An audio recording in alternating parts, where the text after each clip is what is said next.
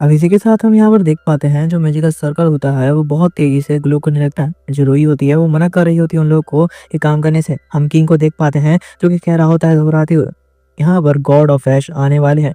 मुझे यकीन है वो 100 सालों के बाद ज़रूर हमारे लिए अपीयर होंगे। ये कहते हुए वो महाशय रोने लगता है। हम देखते हैं उस किंग की आँखों में आँसू आ रहे होते हैं खुशी के, और इसी के साथ ही वो चीखने लगता है। उसके सबऑर्डिनेट्स भी उसके साथ ही चीखते हुए कह रहे होते हैं, यहाँ पे गॉड ऑफ ऐश यहाँ पर आने वाले हैं। सब के सब एक साथ रो रहे होते हैं, चीख रहे होते हैं। हम देखते हैं यहाँ पे एक बहुत तेज बिजली चमकती है जिसे देखते हुए रूही घबरा जाती है एंड सोचने लगती है अब क्या होने वाला है। और इसके साथ ही किंग जैसे ही यहाँ पे रो रहा होता है हंसते हुए इसके साथ वो बोलता है कि अब हमें यहाँ से जाने का वक्त आ गया है, क्योंकि यहाँ पर गॉड ऑफ ऐश आते ही होंगे और वो इसकी बलि लेंगे। जिसके बाद हम देख सकते हैं किंग और उसके सबऑर्डिनेट्स यहाँ से चले जाते हैं, जिसके साथ ही वहाँ पर एक धुआं अपीयर होने लगता है।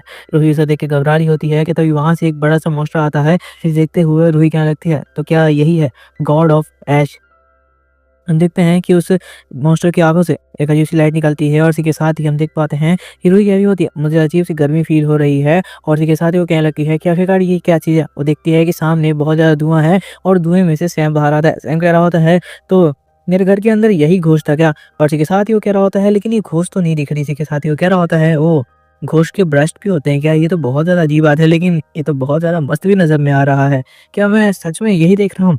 लेकिन एक मिनट, मुझे ऐसा नहीं सोचना चाहिए, वो एक घोस्ट है। अगर उसने मेरे ऊपर अटैक कर दिया तो नहीं, मैं गलत सोच रहा हूँ। जिसके बाद वो जाता है एंड यहाँ पे रूही के ऊपर जो रस्सियाँ बंधी होती हैं, उसे रस्सियों को हटाने लगता है। इसी के साथ ही वो रस्सियों को पूरी तरीके से हटा देता है। उसके बाद वो उसे कह रहा होता है कि तुम ठीक हो, और जब उसे टच करता है तो सैम को यकीन हो जाता है कि वो यहाँ पे कोई घोस्ट नहीं है।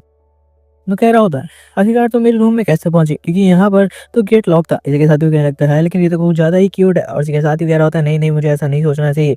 इसके बाद वो यहाँ पर रूही को देखने लगता है। हम देखते हैं रूही को जो एकदम से उसके सामने गिर जाती है एंड कह रही होती है मुझे माफ़ कर दीजिए गॉड ऑफ ऐश, मुझे माफ़ कर दीजिए, मेरी कोई भी गलती नहीं है, आखिरकार आप मेरी बलि क्यों जाते हैं। सैम को लगता है कि तुम्हें शायद कोई गलत फहमी हो गई है, मैं गॉड ऑफ ऐश नहीं हूँ। यहाँ पे रूही कह रही होती है लगता है मैंने आपको बहुत ज़्यादा कंफ्यूज कर दिया है, उसके लिए मैं माफ़ी मांगना चाहती हूँ। एंड यहाँ पर देखिए तो बहुत ज़्यादा पसीने छूट रहे थे, वो उससे माफ़ी मांगी जा रही थी। और इसके साथ ही हम देख पाते हैं वो यहाँ पर सैम को देख रही होती है। सैम कह रहा होता है लगता है इसको मिसअंडरस्टैंडिंग से भी कुछ ज़्यादा हो गया है, इसे अच्छे से समझाना पड़ेगा कि आखिरकार यहाँ पर क्या हो रहा है। और इसके साथ ही अब हम यहाँ पर देख पाते हैं जो यहाँ पर रूही होती है उसे सामने समझाने लगता है कि नहीं तुम गलत सोच रही हो, मैं यहाँ पे गॉड ऑफ ऐश नहीं हूँ। और इसी के साथ ही हम देखते हैं कि यहाँ पे वो कह रही होती है तो क्या वो नहीं है। इसी के साथ ही हम देखते हैं सैम कहता है नहीं यार, आखिरकार तुम किसके बारे में बात कर रहे हो। इसी के साथ ही यहाँ पर चीखते हुए कहता है जब मैंने बोला कि मैं गॉड ऑफ ऐश नहीं हूँ तो बस नहीं हूँ। और इसके साथ ही हम देखते हैं कि रूही घबरा के बेहोश हो जाती है। सैम कह रहा होता है लगता है मैंने कुछ ज़्यादा ही तेज चीख दिया, इस वजह से वो घबरा गई और शायद यहाँ पर इस वजह से वो बेहोश हो चुकी है। इसके साथ ही वो उठे उठाने लगता है, लेकिन जब वो नहीं उठी तो अपने बैग की तरफ जाता है जिसके अंदर एक बॉटल में कॉफ़ी रखी हुई थी। वो कह रहा होता है ये कॉफ़ी प्लान था शायद उसकी आँख खुल जाए। और इसके साथ ही कॉफ़ी लेकर यहाँ पर रूही के पास आता है और कह रहा होता है इस कॉफ़ी को पी लो, शायद इसको पीने के बाद तुम्हारी यहाँ पर आँख खुल जाए ढंग से। इसी के साथ ही वही कह रही होती है तो इसका मतलब सच में क्या ये गॉड ऑफ ऐश नहीं है। और ये साथ ही टाइम कह रहा होता है कि हाँ, मैं गॉड ऑफ ऐश नहीं हूँ और तुम जिसकी बात कर रहे हो शायद तुम्हें कोई कंफ्यूजन हो गई है। जिसके बाद वो सोचने लगता है कि इसको आखिरकार किस तरीके से समझाया जा सकता है। और उसके साथ ही वो कह रहा होता है लेकिन इसमें समझाने की क्या बात है, मुझे लगता है कि कॉमिक और मांगा ज़्यादा पढ़ती होगी, शायद इसी वजह से इसका दिमाग इतना ज़्यादा खराब हो चुका है। जिसके बाद वो कह रहा होता है मैं तुम्हारे को कुछ भी नहीं करने वाला, तो तुम ज़्यादा यहाँ पर टेंशन नहीं लो इस बात